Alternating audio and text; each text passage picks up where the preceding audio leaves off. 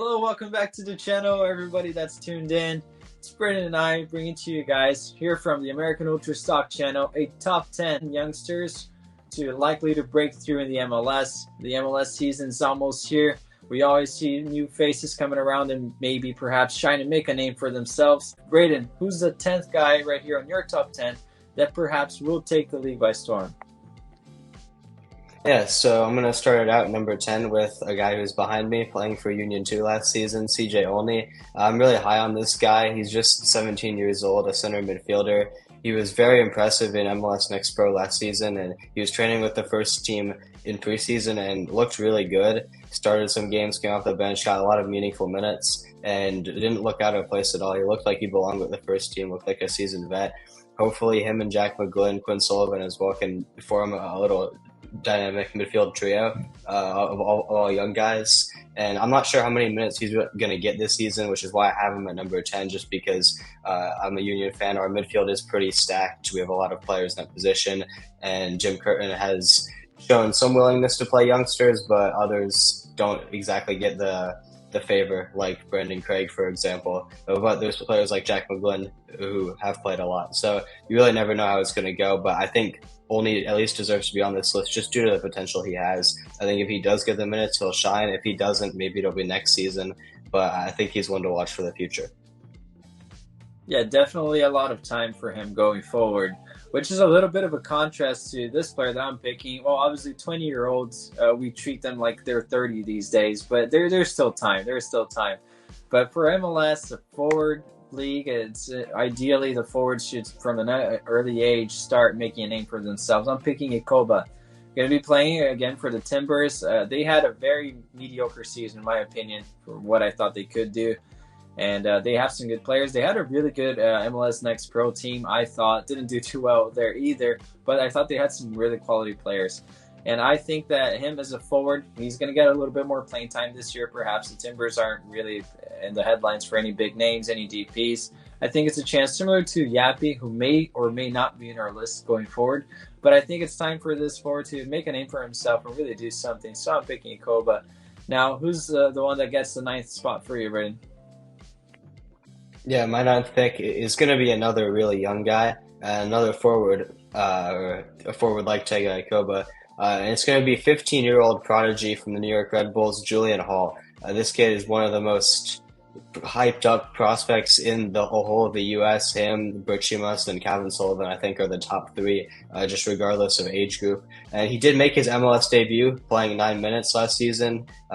Just a little bit of a taste of what he can be. Red Bulls treating their fans, because they were already playing meaningless games towards the end of the season. So giving their fans a taste of the future. I really like the Red Bulls system this year. They have a lot of good youngsters that could potentially break through and make their debut.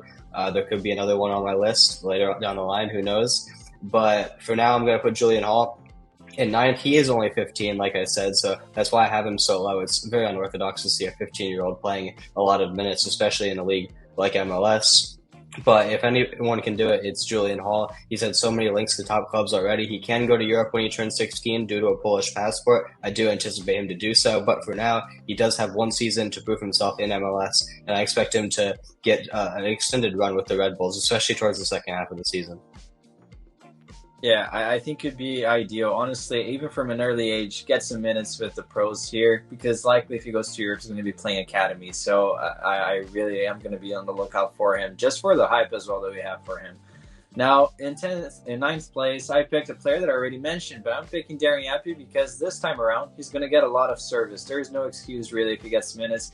The Rapids, they're Camp Cupcake 2.0, Camp Cupcake FC. They have a really good squad, let's be honest, for MLS standards. I think in every standard, really, it's a good team. It's a quality team. He's going to get good service. Again, the Olympic spot kind of is up for grabs. Who is he competing with? Johan Gomez, Maguire. Pepe's not, even though he's in the age group, he's not really going to be playing there. So, honestly, if Yappy somehow gets a hot streak, he's going to get called up because he played in the U20s World Cup. If he was good or not, that's up to you guys. I'm not going to roast a young player here. But I think that this could be a make it or break it season for him. So I'm picking him in 9th spot. Now, going up on the rankings, Braden, who do you got next?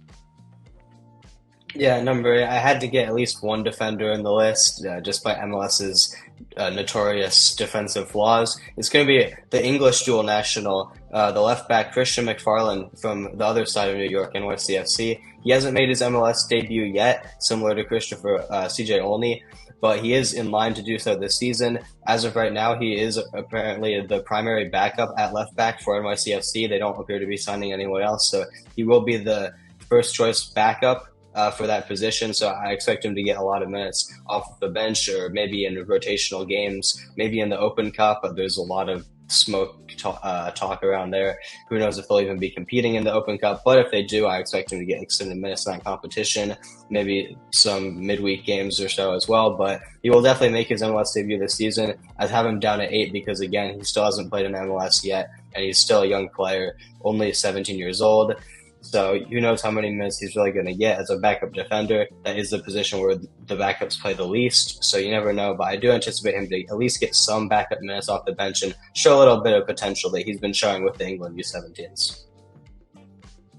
Yeah, that's a good. It's nice to have a dual national that's here in stateside. It's nice. It's always nice to have that. Now, moving on to my next player, coming from the Super Draft. We never really see the Super Draft getting hyped up these days. I'm picking Kasevsky. And I'm picking, I don't know how you pronounce his name, as played for Syracuse, played for the Long Island Rough Riders. Honestly, I remember watching him for the Rough Riders when the year that Fusion went really far and beat them. Kasevsky was, in my opinion, every time that he played was really impressive. And I think that his college career speaks for itself, but we know it's a big jump up. But the reason why I'm putting him here is, and why I'm picking him there, I think he's a player that plays with his head held high always. And he's going to be playing for Orlando City. I don't really think that there is much star power there to hold him back from getting some minutes. And again, you mentioned on a huge point, Braden, if the Open Cup really is going to be a sabotage by the MLS, all of these guys on the list have a way more exciting season to look forward to. So again, I'm picking Kasevsky, coming from the Super Draft. Orlando City have a good track record there from the Super Draft. So, hey, maybe this time they're going to produce a midfielder. So that's why I'm putting him there. It's definitely a story to tell. Now, who's the next one, Braden? I'm going to continue with my theme of picking very young players. It's going to be our youngest player from the U17 World Cup and one of the standouts from that tournament, Nimfasha Berchimas from Charlotte FC. There was a recent interview with Dean Smith after he impressed in the preseason, got a couple starts, a lot of meaningful minutes, and he basically said, if you're good enough, you're old enough. As the old adage goes, Berchimas has been really impressing for a very underwhelming Charlotte team, we'll say. They weren't too great last season, but honestly, that just provides more opportunities for him to make a name for himself and actually get some minutes. And I do think he will get a lot of minutes this season. Despite the fact that he's only 15, he's shown flashes several years up, like I said, at the U17 World Cup, in MLS Next Pro a little bit as well. He's been very good at the youth level as well, and just MLS Next in general for the U17s at Charlotte. And he's been rising through the ranks very, very quickly, like some of these other players that I've mentioned. So I expect him to get a lot of minutes, a couple of goal contributions, and the sky's the limit for him, really. Yeah, what an exciting player, especially for the age and the way that he played at that competition. That was amazing, really. And I like that Dean Smith seems to really just give it a go, give the young guys some time out on the field. Now, the next player that I'm picking is very young. I think he's the youngest one I've picked so far. I believe he's 16. Nolan Norris. This may be a crazy, crazy shout, really, because I know that he's not hyped up around, but every time I've watched him when he played for Dallas, I think that he plays really well. I just think he's a really, really good, silky player. Very similar to Nate Worth, in my opinion, the way that they play, but obviously Nate is in the USL. I think that Norris might get some playing time if he plays in the Open Cup. If not, he's going to be the main guy for Dallas and MLS Next Pro this year, but I do expect him to ultimately get some time on the field, and I placed him quite high here, but it's because every time I watched him, he really does impress me. So I'm picking him there. It's definitely an underdog pick, but I'll be rooting for him. Now, who's the next one on your list? Yeah, moving up just barely outside the top 5, and I'm finally going to go for a player who's not still in his teens, a 20-year-old Markus Anderson, who's been hyped up a lot in Spain. He's just signed for the Union from Rayo Majadahonda in the 3rd division. He was being scouted by Real Madrid for their Castilla side. That move ultimately didn't work out, but I thought he was pretty impressive as a youngster playing in a foreign country against grown men, professionals, despite it being in the 3rd tier. and he's impressed in preseason. He's already slotting into the team. Again, like I said earlier for the Union, you never know which young players are going to play, but the ones that do always seem to shine. And I really think that Markus Anderson has a lot of potential. I was so happy when he signed for the Union, and I know how good the development is in Philly, and I'm just hoping that Anderson can take advantage of that and maybe get some good opportunities off the bench, become a super sub. Yeah, no surprises. There are some Union products, but it is the best academy in MLS. I think that a lot of people will have a hard time disputing that. Now, my next player comes from LA, just around the area right here. The least hyped center back in the LA system for Kronos. I know that a lot of people don't rate him too highly. I don't rate him too highly, but I'm picking him here because with the recent injury for Jalen Neo and the lack of investment in the backbone of that team in the Galaxy, where I think this year they should be, if they're going to have less of a chance of getting exposed because they have signed really good attacking players. It is an attacking league, but for Kronos, he has a good size to him. I think he's a fast defender. There could be something there. And with Jalen Yu out of the picture for a little while, I think this guy's definitely going to get some minutes, some good minutes for the first time in his career in MLS. And I'm curious to see. Again, I'm picking him based on a sort of similar to Yappy. It's a make it or break it year, because if it's another year where he just stays on the bench, it's USL, here we go. So for Kronos, make it or break it, I'm putting him just outside, approaching the top 5 now. Who makes your list, Braden? I'm switching back to youngsters, but this one's a little bit different. I'm going for, like I hinted at earlier, another New York Red Bulls attacker. It's going to be Sergin Goma, and he's had a little bit of a weird career because he actually got his first MLS minutes 2 seasons ago at just the age of 16. Scored 2 goals in 7 games in limited minutes. It looked like a top prospect, but last season it was supposed to be his breakout season, but he had a long-term injury, ended up missing the whole year. So this season I'm expecting him fully back from injury. Like I said, the Red Bulls are going to give a lot of chances to these young players, especially for a player like Ngoma, who's already scored in MLS as far back as 2 seasons ago. He's 2 years older now, at 18 years old. I think he's perfect. It's the perfect time for him to make his breakthrough finally. And especially with the addition of Emil Forsberg, who's going to be one of the top creators in the league, I think there's going to be a lot more opportunities for Ngoma to get the ball in dangerous opportunities and capitalize on that. Yeah, following your trend is my first time to pick a really young player, and this one lit up the MLS Next Pro last season. So impressive. It's going to be Caden Glover for St. Louis. I hope that he gets minutes because he was absolutely sensational. I think that this guy has a lot of potential. It may take a little while just because of his physicality. I think that it may take a little while for him to really shine and become a household name, but I do expect good things for him this season. I know that they have a really good team. They're likely going to be looking at trophies, not development, but I would love for him to get a few minutes. And if the Open Cup really does get the scenario that it looks like it will get, I expect him to fully be the main player for that MLS Next Pro side that St. Louis has. He's so good, and I'll put him there. Now, who's your next player? Yeah, on to number 4, and it's going to be a player that you mentioned earlier, actually. I'm really high on him this season, Darren Yapi. I'm going to be a huge Colorado Rapids, not supporter, but watcher this season, because I really like what they did in the January transfer window, bringing back all the failed, quote-unquote, USMNT players, the Gold Cup squad, as we like to call it, Zach Steffen, Sam Vines, Georgi Mihailovic, and adding a player like Mihailovic, who was one of the best players in MLS, certainly one of the best American players in MLS, before he ended up going to AZ Alkmaar when he was with Chicago and with Montreal. He showed his quality. I think it's going to be more of the same in Colorado. And adding that onto Cole Bassett, who I think I rate really highly as well, one of the top young midfielders, a little too old for this list and a little too experienced. But I think those two are going to combine to provide a lot of opportunities. We've already seen it in preseason. Yapi and Bassett have been combining a lot. Those two have formed sort of a dynamic duo. And Yapi is, I think, the only player on this list who's gotten a lot of MLS minutes, 885 under his belt last season, and he even played 2 seasons ago as well.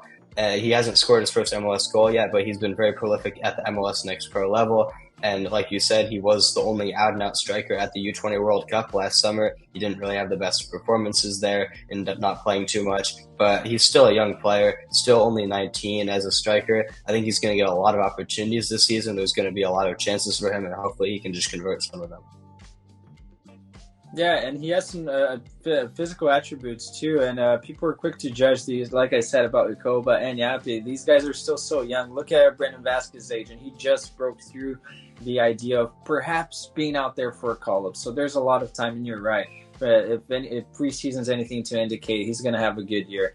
Moving up to a player that I'm very excited about for a number of reasons. I don't think that he's going to pick us. I don't want him to pick us, really, but I'm picking Fidel Barajas to make my fourth spot right here. Although I think that he will go for Eltree, I think that it's really interesting to see a USL player, just like Diego Luna was, move and make a mark in the MLS to try to compare the level, especially with all the controversy that's going on. I think that USL is definitely a better system with the pyramid that they have. I think it'd be interesting to see and compare a player that definitely was one of the best players in USL last year, how he's going to fare in the MLS. And he's an exciting player. You never know. What if he plays for the US? Maybe he's just using them as leverage, really. You never really know. There's nothing committed long term. So maybe, who knows? Maybe Barajas is going to pick us. Whether he's going to be good or not, we'll see. This year is going to tell the story. Moving on to your top three, Braden. The most exciting ones are coming up, and who makes the first top three there for you? Yeah, I really like what RSL is doing. Not only with their academy, they're producing a lot of good ballers there, but also taking the USL to MLS route. They're one of the only clubs to be doing so. We saw how well it worked out with Diego Luna, and I think Fidel Barajas is going to follow in his footsteps. I decided to exclude him from this list because I'm 99% sure he's going to pick Mexico, and I wanted to get Olney in the list just for a little bit of union bias. But moving on to my top three, and it's a player who was absolutely tearing it up at youth level earlier this season, actually abroad in England for Swansea. It's going to be Christian Fletcher, the 18-year-old winger. That's still 18. He was playing for U21s in England at a high level for Swansea and scoring goal after goal. He had back-to-back hat tricks at one point. Just showed how he was way too good for the level. And honestly, I'm very disappointed he didn't sign for either Swansea or another championship club for the second half of the season, because I think he would have done some real damage there. But he's going to be back in DC. They have a lot of young attackers like Ted Pietro from the Pan American team, Jackson Hopkins as well, a former U.S. Youth International, Jacob Morel, who they drafted. All of these guys, a lot of young attackers who I think are going to get a lot of minutes, who Fletcher can form a bond with and get some chemistry with. I think he's going to tear up MLS this season. He's going to show that, again, he's too good for this level. I think he'll be in England sooner rather than later. He does have an English passport, but not to worry. He's fully set on the U.S. He's going to pick us. And honestly, I think the sky's the limit for this kid. I've said that about a couple of players here, but I think all these players that I'm mentioning have really, really high ceilings, and I'm hoping Fletcher can play his way into the Olympic team. I was just going to say that. Definitely think that he's going to somehow carve a spot in that Olympic team. Such a good player. Maybe he's on my list at else. Now, I'm going to list a player that you already said, and I ranked him really highly because I think that he's really good this season. Berchimas. I have to pick him. Such a young player. Playing for, in my opinion, a very overwhelming side, so that's always nice because any spark in that Charlotte team is going to get a lot of eyes, and I think that he's going to be the spark that they'll get. I don't know how the season's going to pan out. We'll see, but he may just be the reason why I think there'll be a little bit more fighting this year.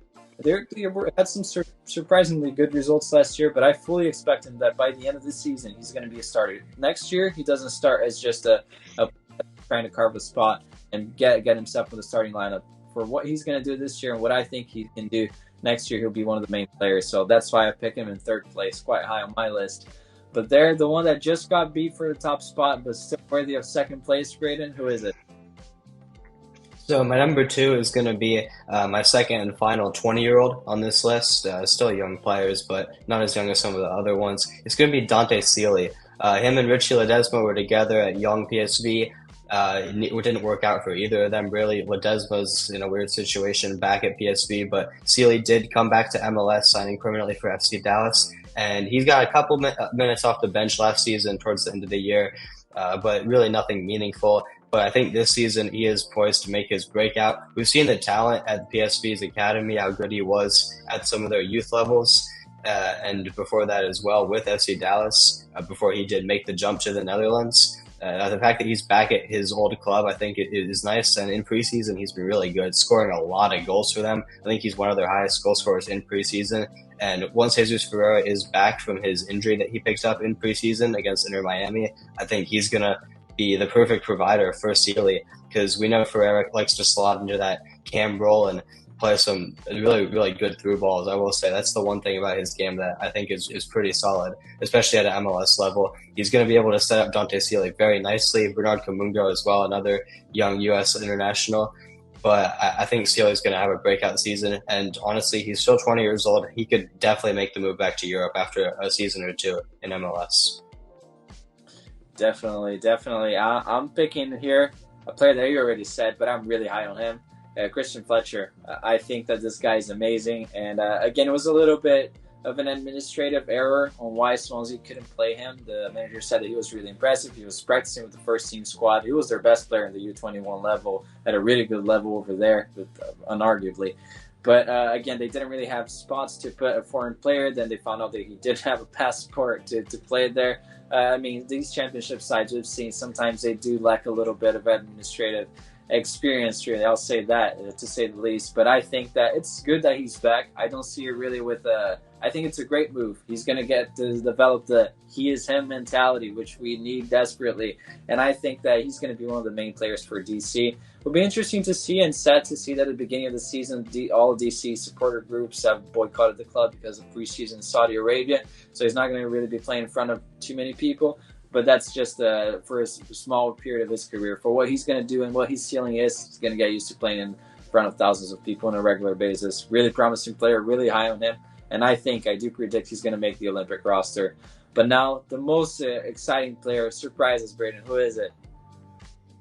I think the main issue for Fletcher at Swansea was they had too many loan players in the first team. The championship sets rules on that, and obviously Fletcher was on loan to their youth team. There was a bit of a gray area on whether he could get promoted to the first team or not. But regardless, moving on to my number one breakout prospect this season, and it could only be one man, Esmir Bajraktarevic recently made his breakthrough into the USMNT, the senior team for Camp Cupcake, and at every level he's been at, he just looks so much better than everyone else. I mean, I had some doubts about him, especially at the Olympic level, because he was the only non-professional player, the only MLS Next Pro player with the team. But he's shown at the Olympic level, he's been scoring goals, getting assists. He's shown why he belongs there. And at Camp Cupcake as well, his first touch for the USMNT ever was a Meg, and he just kept going from there. Was definitely the brightest spark in that very underwhelming game against Slovenia off the bench. I wish he got more minutes, but we'll definitely be seeing more of him at the Olympic level for their last preparation camp and in the summer in Paris.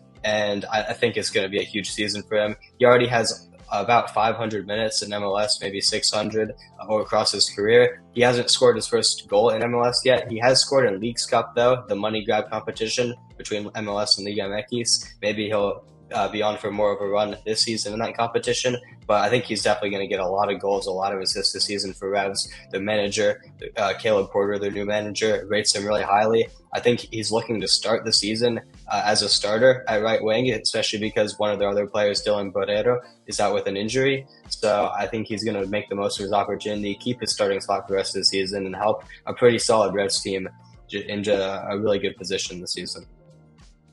And I'm picking his teammate Patrick Leal, the former Venezia player. Nah, I'm just kidding. I'll have to go for Esmir Bajraktarevic. A lot of people don't know how to pronounce his name. We need to get used to this, to pronouncing it correctly, because this guy is going to be absolutely phenomenal. And I agree with you. It's going to be a great season for him.